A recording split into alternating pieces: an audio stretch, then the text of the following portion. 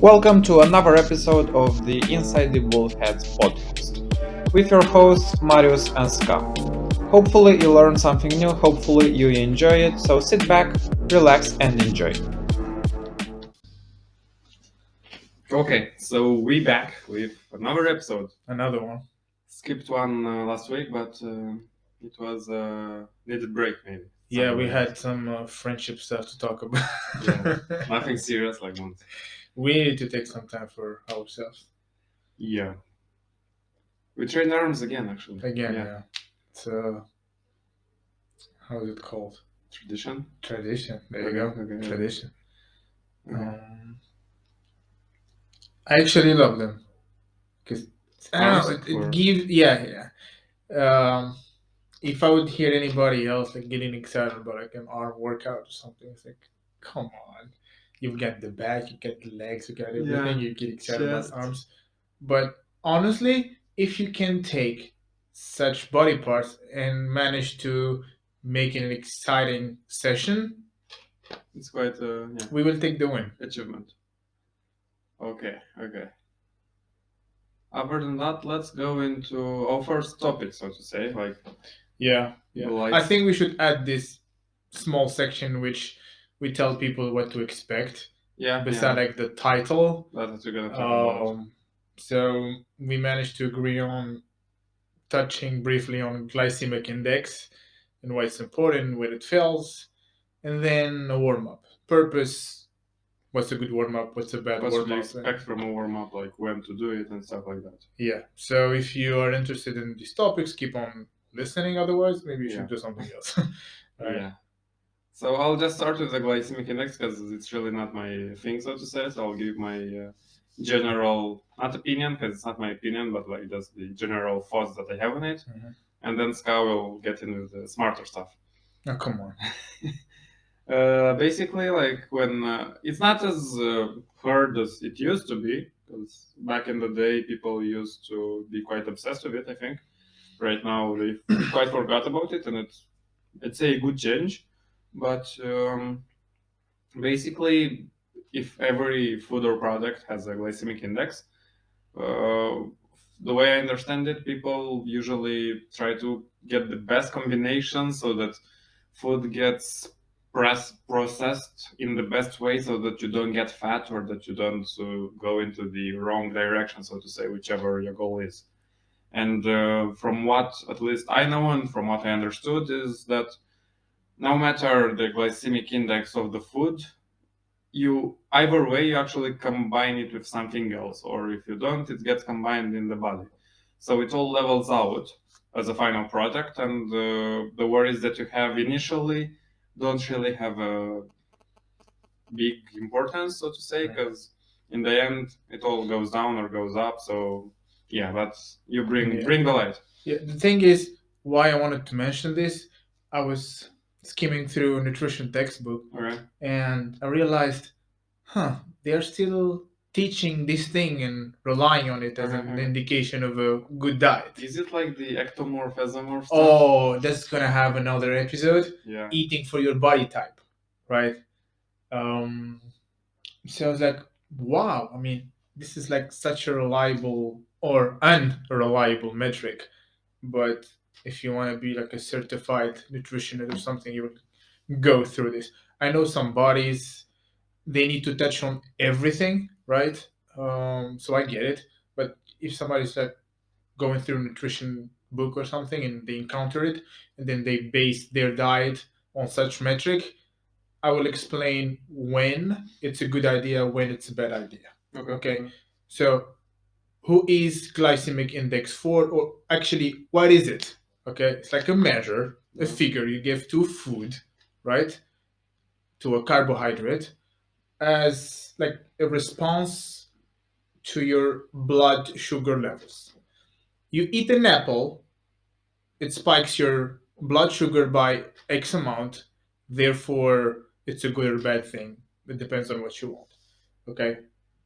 The issue is the whole metric is like a bit flawed because they only measure 50 grams of carbohydrate per any serving. So if you eat more or less, they don't care. When is it important?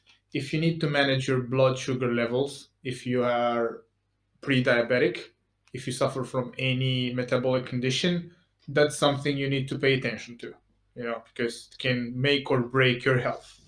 Okay. Um, Otherwise, if you think that eating certain foods with low glycemic index will just change your diet completely and you won't lose fat or whatever, I don't think so. Why? Because once you add fiber or fat or more protein to this high glycemic index food, it crashes it down. So it's no longer the high glycemic index food. It's a low glycemic high. It's not high, it's low. It's low. There you go. So yeah, that's probably my output because we can go on and on. And so, Okay. Glycemic index matters for people that Got have issues, certain basically. metabolic issues, diabetic, pre-diabetic, on certain medications, so on, and they need to take care of that. Otherwise, actually, it can be beneficial at times to get the high glycemic index food. And then the biggest one is, and literature shows it all the time, you give the same amount of food to 10 people, and their response in terms of blood sugar is completely different. Okay. Yeah. So that's why I think it's unreliable. Maybe people should focus on something else instead. So should basically, I don't know, like Andrea, who came to the gym and she has a healthy-ish body, like as healthy as you can be without doing any exercise and stuff like that. And she also wants to get her diet in check. Should the glycemic index be there, like as a worry for her? Like, should she check it? Should she do anything about it? No. If I have a hierarchy of importance for what you should focus on in terms of your diet, I wouldn't even include glycemic index. It won't even make the list. Okay. Yeah. So basically, it would, like, you could only include it if you think only carbs, and maybe you want a certain outcome or something like that, or not even then. Not even then, because we are going through the assumption that everybody responds to that specific food equally. Okay. When it's not the case. It's not even an inter-individual difference, it's within the individual difference. So even yourself, if I give you the same food today or tomorrow, maybe you won't respond the same way to it.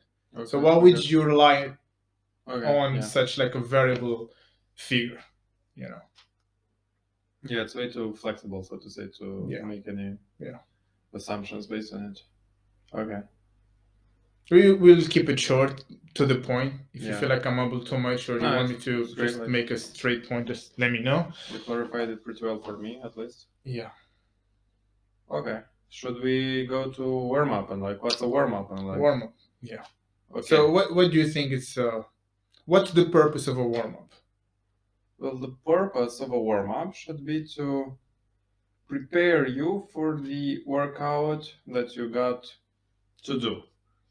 And for example, I've heard this in the gym from another trainer. You should have general warm up, you should have specific warm up, and you should have some other kind of warm up, all in the same workout. And I'm like, I got one question. Do you do anything besides the gym? Okay, like I basically live in the gym and I don't got time for 3 types of warm up. And I'm not saying this to like make the warm up an unimportant thing, because it is based on context. But you can't assume that everybody should be going on like number 1, number 2, number 3, number 4, number 5. Okay, now I think I'm ready. Like my shoulder feels okay. Like the warm up itself should get you, if it's even needed, should get you ready for a very specific thing. Like let's say that you walked 20 minutes to the gym and it's minus 10 degrees outside, you got cold.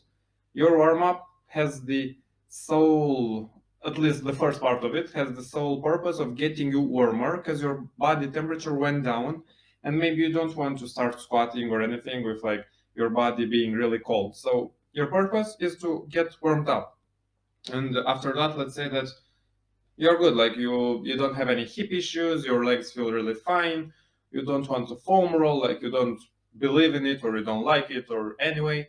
And after that, let's say you're warmed up, if you feel good, get under the bar, start working. And anyway, like the first 2 or 3 sets are gonna be warm up until you get to your working set. Let's say that you got a hip issue, maybe your warm up will include, I don't know, anything that you decide that makes you feel better to squat. But don't just flare your hands around and stuff like that, because you need to squat, and that's what you did like last time when you were like in, how do you call it, physical education at school, and that's what we did. 'Cause it's no purpose for that, and we lose our time basically. Yeah.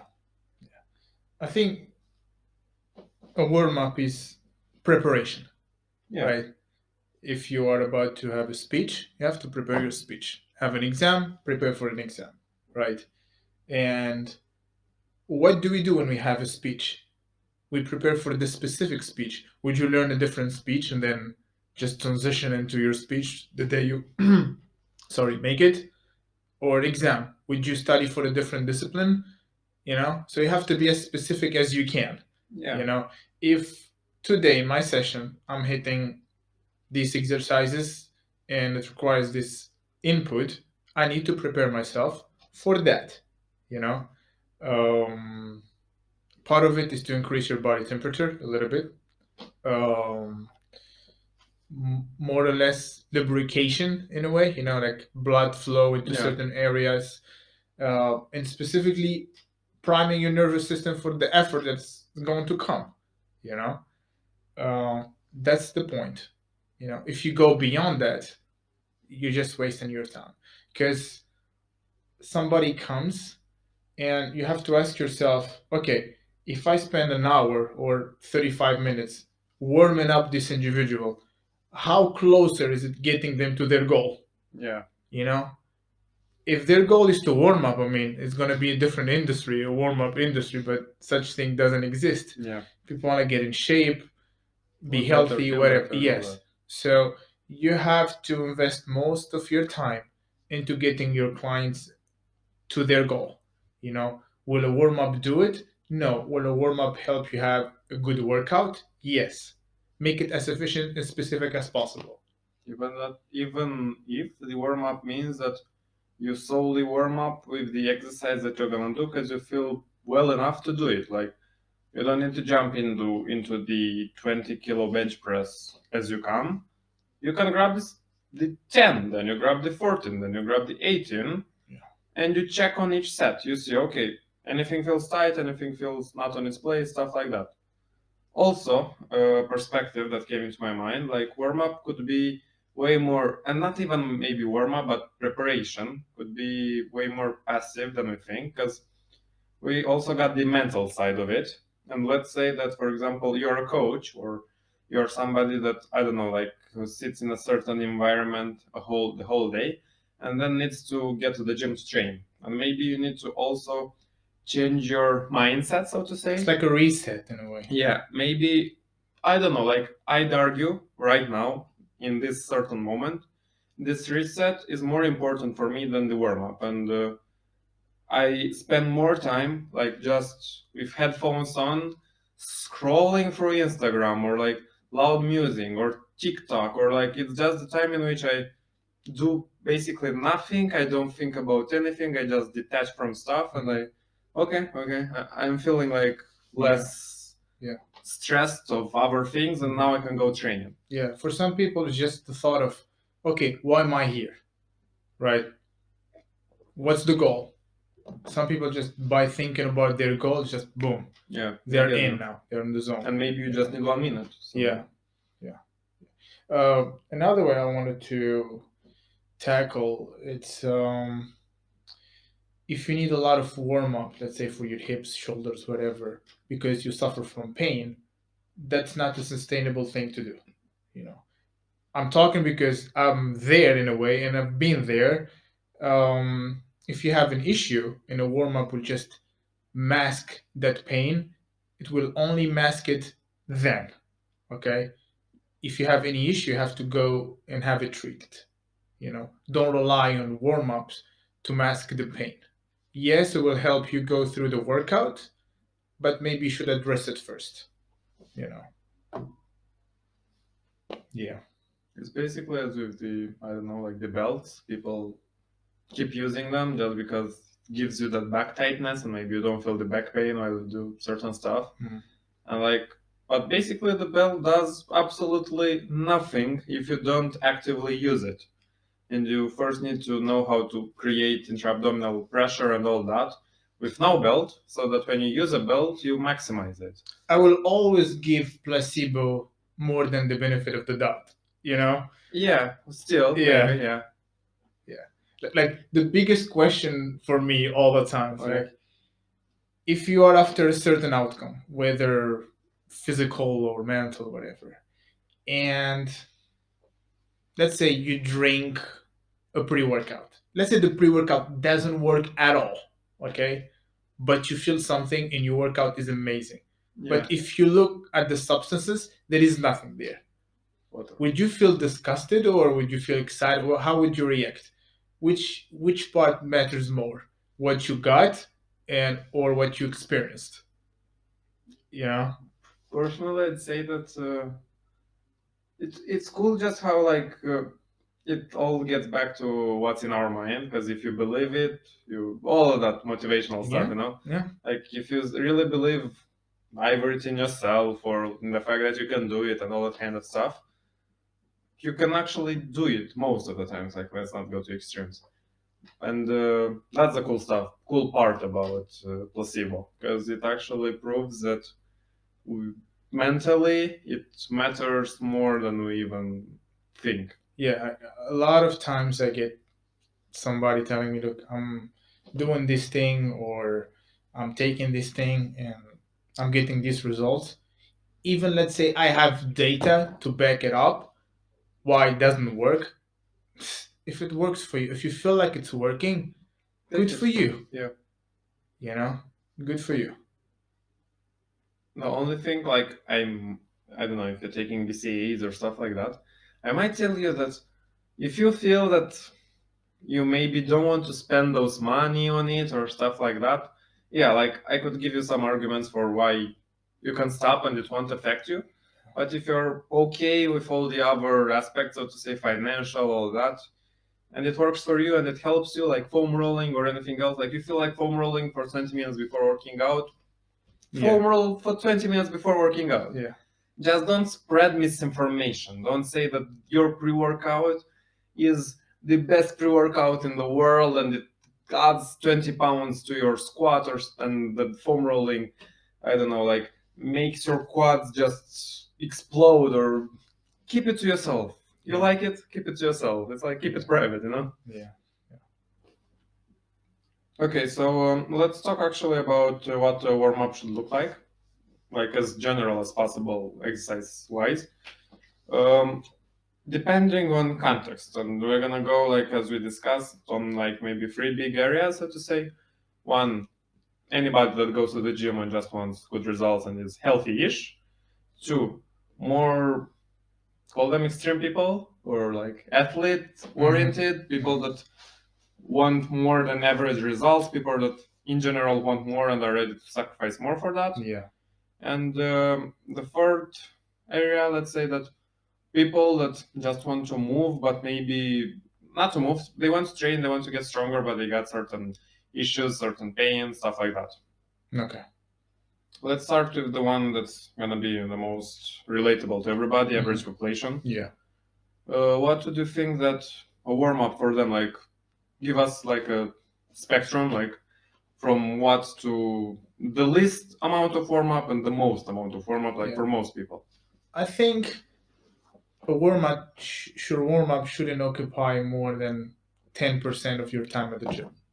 So if you're for 1 hour there you go. You make the math. So I don't, and then the warm-up should be kind of gradual, right? So you move a little bit and then you get a bit more specific, but don't extend it too much. The faster you get, to your workout, the more accomplished you should be. You know, you shouldn't feel proud when a warm up takes you 20 minutes. You know, like aim to reduce your warm up time over time. You know, Because basically, what people don't really get is that any mobility, drill, stuff like that, it's not supposed, like, if you do the same mobility or like whatever you call it thing to warm up, and you always use it and you've been using for 1 year, Mhm. you're probably doing it wrong, or maybe you didn't choose the right one. Mhm. Because if your shoulder hurts and you do something, like you maybe do it for a week, 2, 3, 4, and then you should reduce until you don't do that thing anymore because your shoulder is better. So Yes. I feel like the biggest misconception is that people show up at the gym and they want to do everything that is related to physical activity at once at the gym. They want to do the warm up and the cardio and the training and more cardio and stretching all at once, you know, and they have 45 minutes. Yeah. You know, you have a day, structure it well, you know, be more precise with things. Like, I'm here at the gym, I spoke with my coach. The goal is to get me more muscular, to work on this, to work on that. Okay. Figure out the thing, like the 20% that gets you the 80% of the results. Okay. If I'm pressing today, what is the 20% that I can do that's going to get me closer to my pressing faster without any damage, of course, you know? Because, for example, doing abs before a workout, if it doesn't have a direct effect on my workout, why should I do it? Yeah. You know? So when you work with somebody, make the time as efficient as you can. You know? If shoulders aren't feeling well, maybe you should focus more on shoulders and the rest just a little bit here, a little bit there, and get to the workout. You know? Don't go like over and over again. Or better, have a general warm-up routine. Okay? This warm-up routine will get me prepared for any workout the coach has for me. Yeah. You know? And then keep on refining it and make it shorter and more efficient. You know? Keep it as short as possible, like as efficient and as short as possible, because sometimes you're not gonna feel like even warming up. So why have 20 minutes of warming up until you get to your set and then already be like semi-tired and who knows, maybe you give up. That's actually a very important component because a lot of people exhaust themselves getting into the workout while warming up. Yeah. You know, treadmill and then some bands and then some push-ups and then some abs, and then like even their nervous system is just working and working and working. Especially and working. when it came from a whole day of working and stress and something like that. Yeah.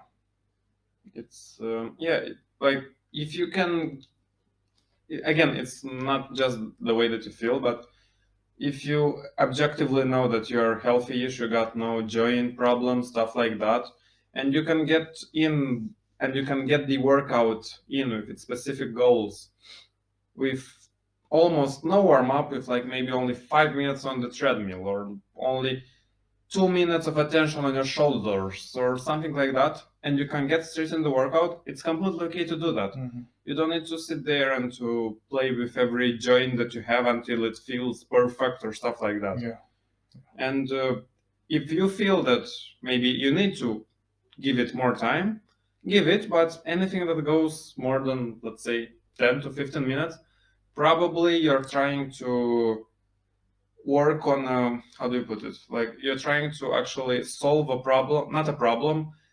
You're actually trying not to solve the problem. You're just solving the consequences of a more serious problem that's masked by that pain or something like that. Yeah. So you should probably, I don't know, maybe address your form or something, or exercise selection, or even this, like if your workout routine is well thought and like you don't got prior experience of injuries and stuff like that, over time you shouldn't get injured. You shouldn't feel the need to warm up more on certain stuff. And to be honest, I think most people are ready to go.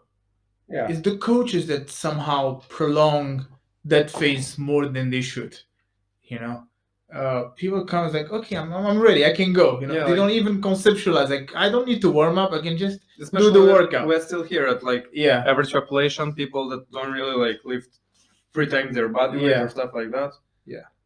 You will be fine with no 30 minutes of Yeah. stuff. Another point I wanted to make, for example, a trained person can just show up at the gym, do some pull-ups, and they are ready to tackle, let's say, a back workout. For, let's say, a female that cannot do pull-ups, for example, and they attempt to do the same thing, it's Yeah. like attempting your 1 RM as a warm-up. So you have to be mindful of what you do. Not all exercises are created equal for everybody. So people should be mindful of what they use as a tool to warm up.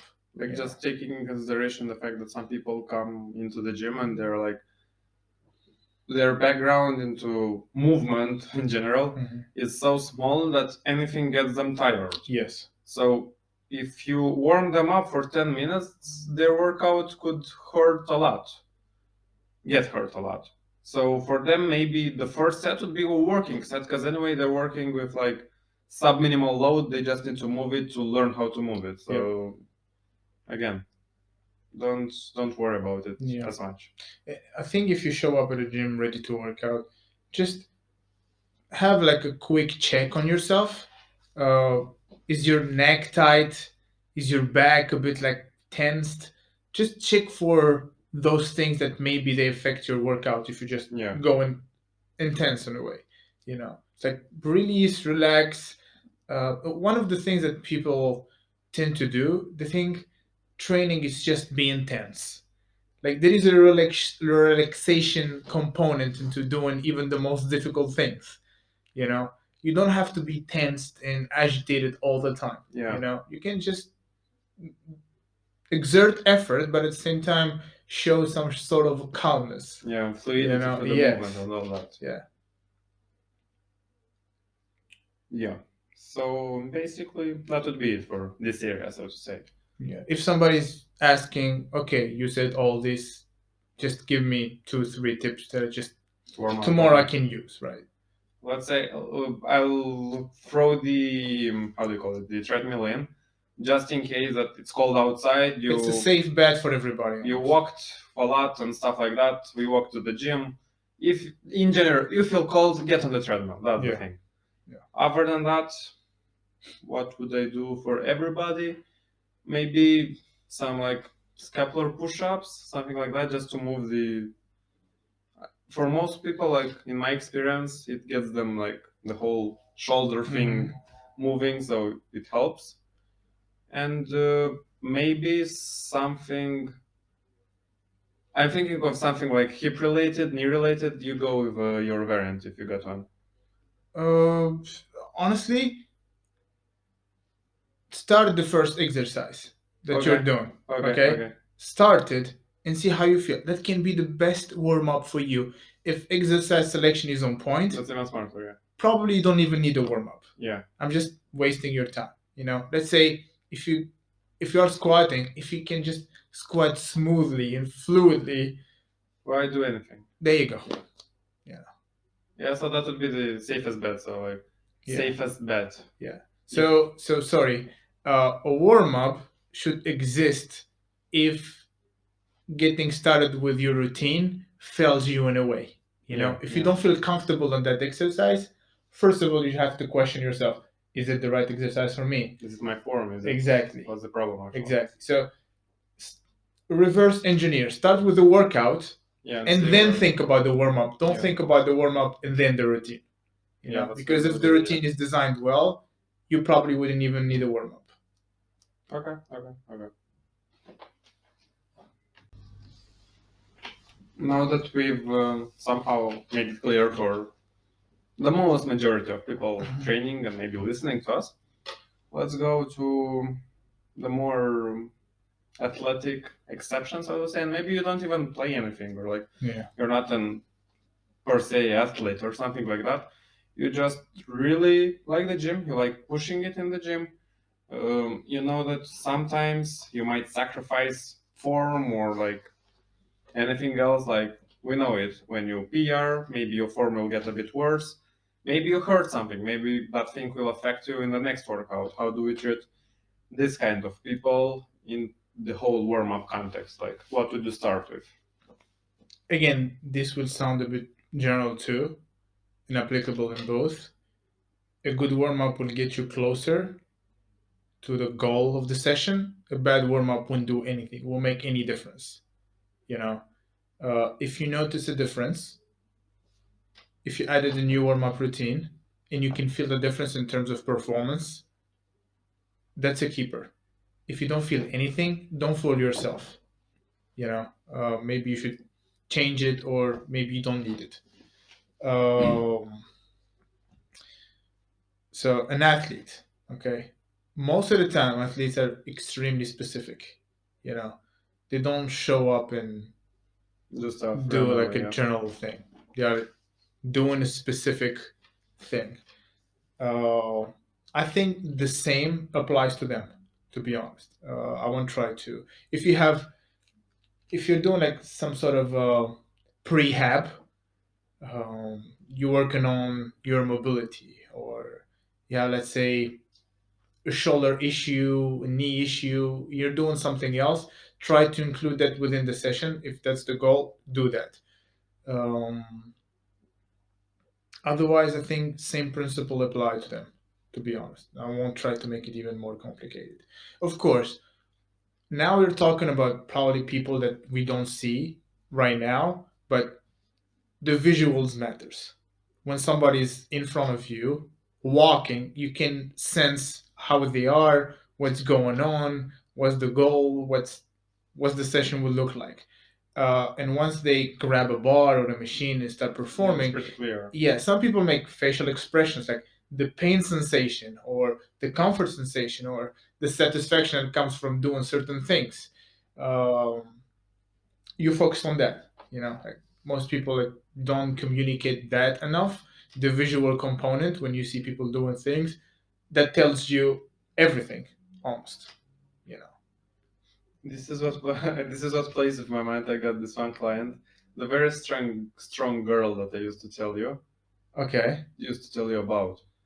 The one with the leg press that doesn't show any expressions. She's got this poker face on anything. Like, it's the only person that I know and I worked with that I didn't see her struggle. Like, I didn't see a facial expression of her struggling, and it's so hard for me to tell. Like, was that hard for you?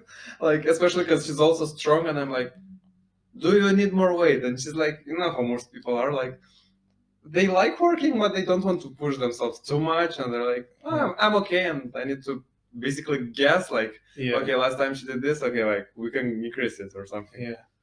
Yeah. I use scales a lot with people, but again, it's very tricky because dependent on the day, on everything, basically. Yeah. And then the bigger question will be, how much should you push people in a workout? That's should you somehow break them once, break them in a good way, like show them what is a hard set or what is a hard workout looking like. That's like a 9.5 to a 10. And then when I tell you, you know what, aim for 6 or 7, you know what's up. Because a lot of people underestimate what the 10 is. Yeah. I've heard the muscle doc talking about this, like, put them on something like an assault bike or a rower and just get them going until they feel that blood in the, in the throat and stuff like that. Yeah. And then it's like, it's really getting like, that's a 10, You know that it's like a low risk environment. Yeah. So you can test your limit in it. And you know what the 10 is. And then when we just fight on things, like, what's the deal? Yeah.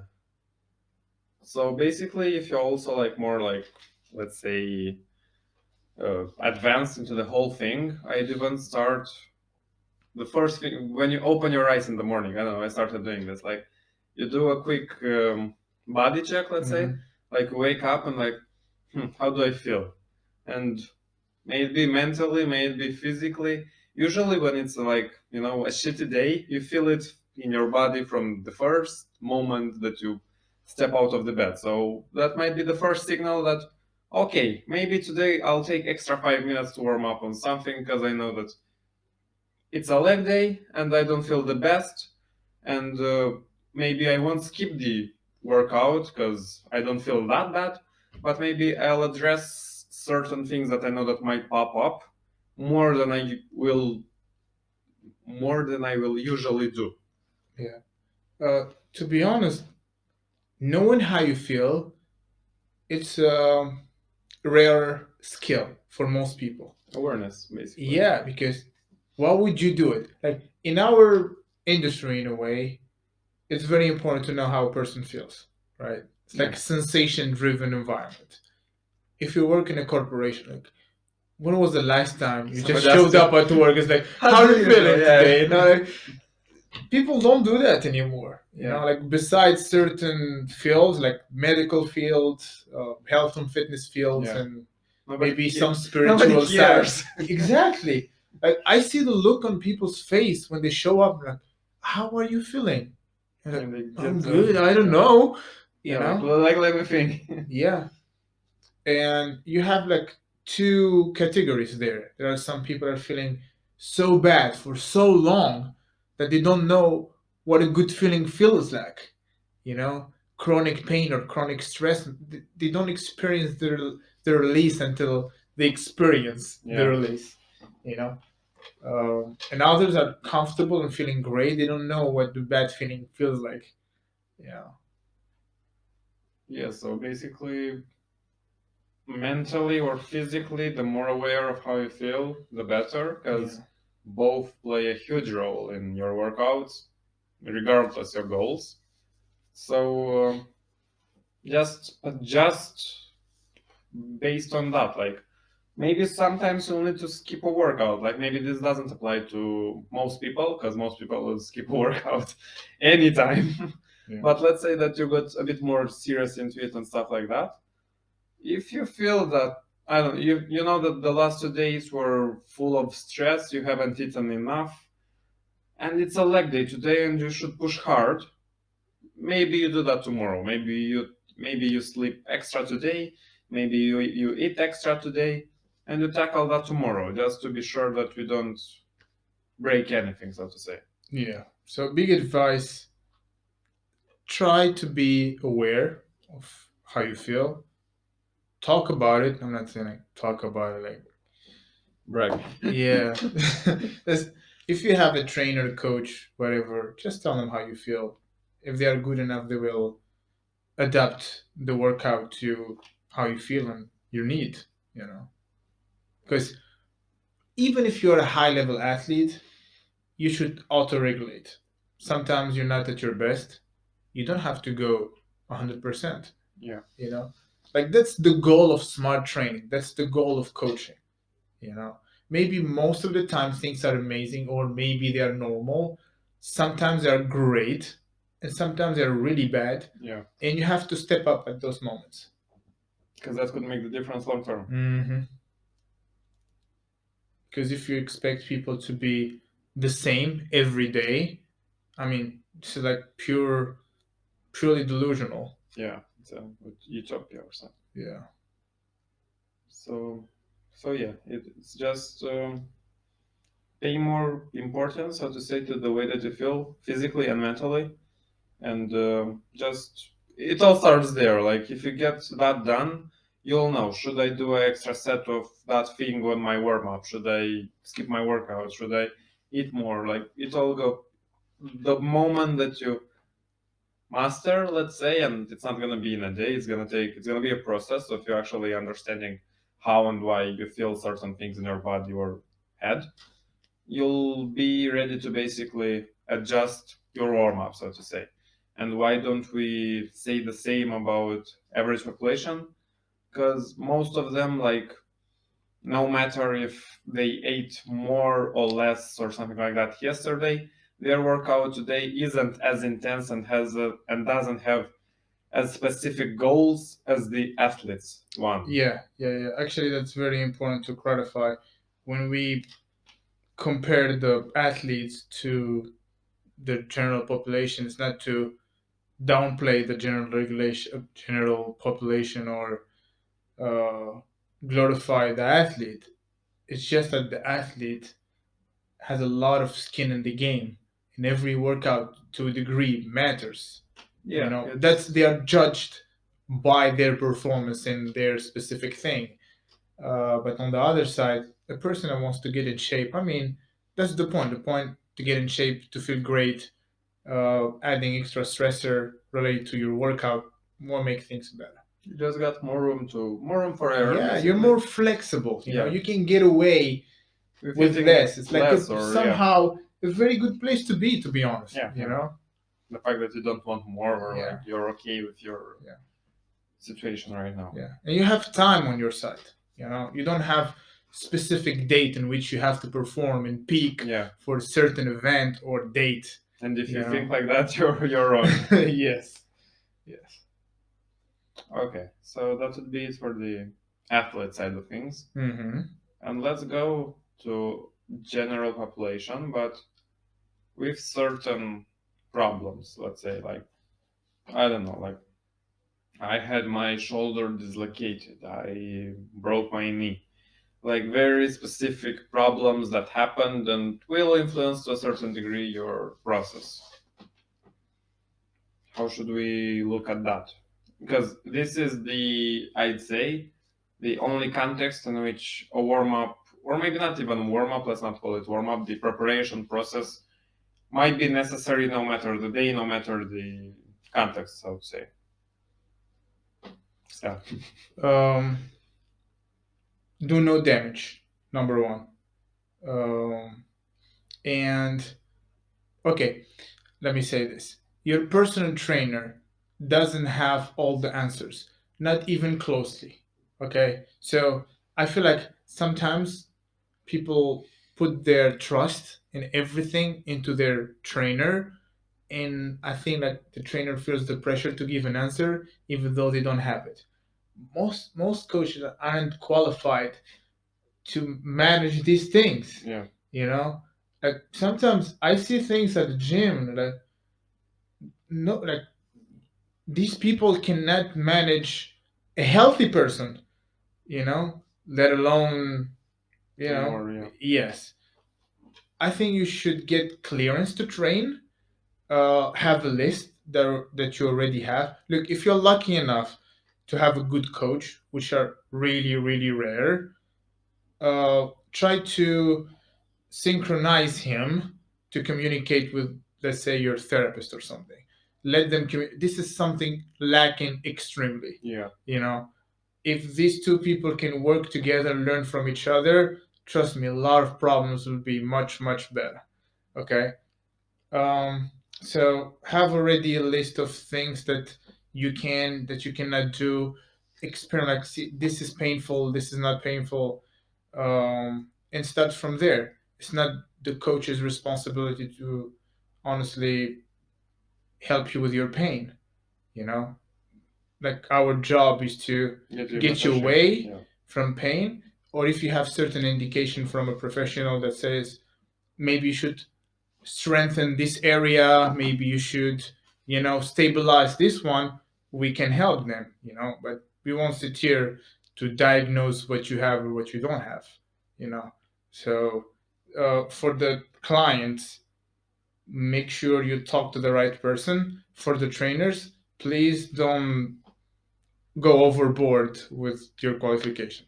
That's all I have to say. Maybe you can add on something. Yeah, basically, the whole preparation process, so to say, in this case, should start with your communication with the professional that you're working with. Because if they know that everything that's going on, at least, not probably, but hopefully, that's the word, hopefully, you'll have a better outcome. Because if you don't even tell them certain stuff, it's really hard to, it's actually pretty hard to adjust stuff for healthy individuals and to make it all work fluidly with no problems and stuff like that with people that actually got no issues.